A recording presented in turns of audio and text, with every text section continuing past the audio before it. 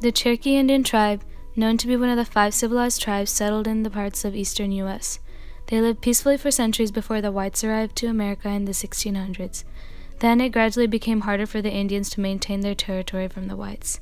By 1829, the white settlers and Andrew Jackson's desire to seize Indian land or integrate them into white society was so intense that the Indian Removal Act was passed for the voluntary removal of all Native Americans east of the Mississippi River. Furthermore, the Treaty of Dakota was signed and was necessary for the sale of Cherokee land. This evoked chaos among the Cherokees, but in the end was beneficial and necessary for Indians and the whites. The Cherokee Indian tribe should have been removed from their territory because politically and legally they had no representation or power to keep their land. The oppression of human rights by being treated inferior was becoming extreme, and for the humanity and preservation of the Cherokees and their Indian culture. Cherokee Nation were an autonomous, democratic, and consensual society that made independent decisions for themselves. But as time went on, they declined in political strength and began to be ordered around by the state of Georgia, with Cherokee leaders making decisions based on their own opinion.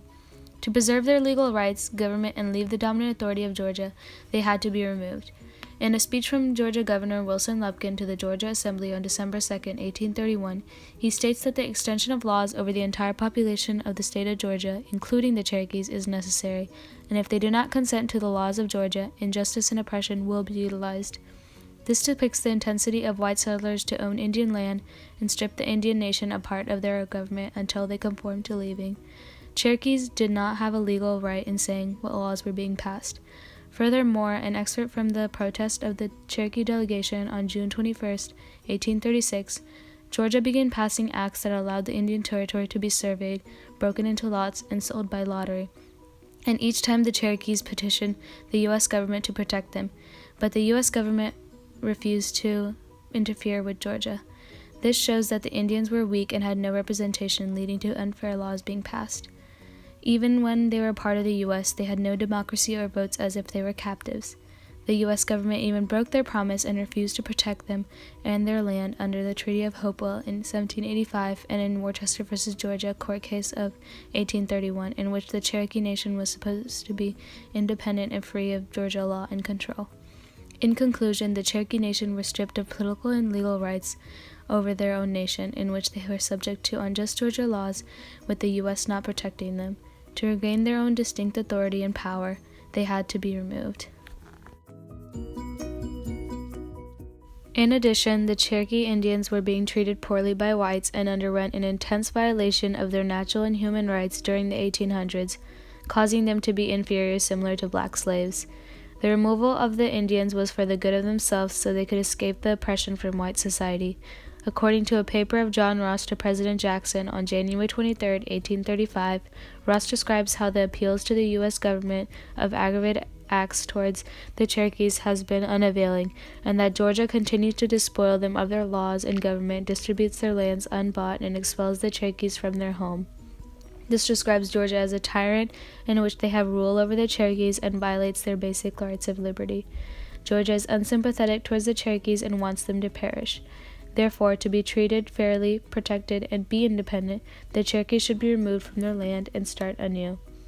Additionally, in the protest of Cherokee delegation on June 21, 1836, the Indians described how gold mines were discovered on their land, but an act was passed to prevent Indians to dig for the gold on their land, because it was under Georgia ruling, and if they did, they would be severely punished. This illustrates their natural right to their own property and possessions to be violated by not letting them dig in their own area. The Georgia law was favoring whites over the Indians and prevented the Indians to be wealthy or powerful. According to an excerpt from William Penn on November 1829, he describes the weak independent state of Cherokees increasingly susceptible to being taken over by a white man, and the whites will not stop being annoying and troublesome until they gain claim of Indian land, even if it involves burning treaties or influencing the U.S. to not protect them. The point of view from a Quaker leader who advocates religious freedom portrays the intensity and capability of a white man's desire for certain things, because he himself was a target of persecution and oppression. The natural right to property, privacy, and land is violated because the whites refuse to leave Indians alone and take advantage of their fragile nation.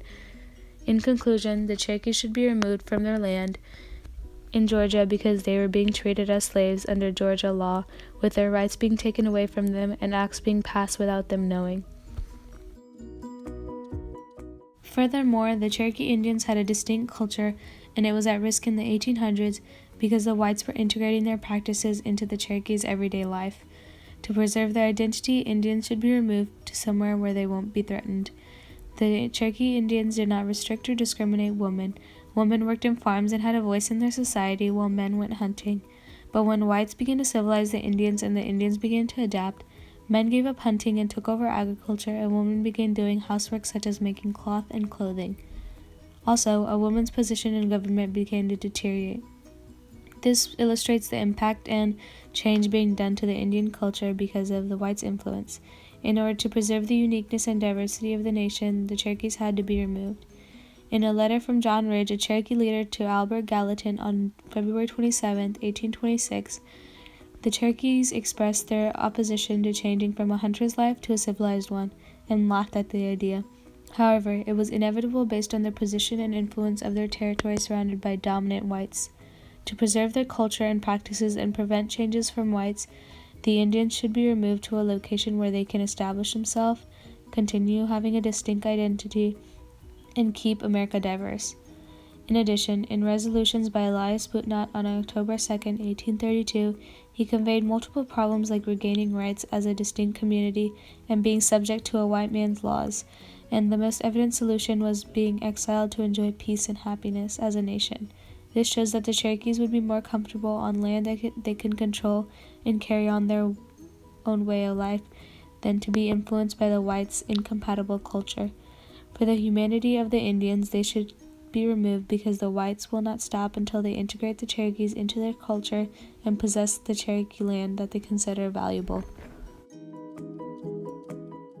In the end, the Cherokees endured the Trail of Tears, a forced migration to west of the Mississippi River because of the Indian Removal Act of 1830 and a white's desire for their land.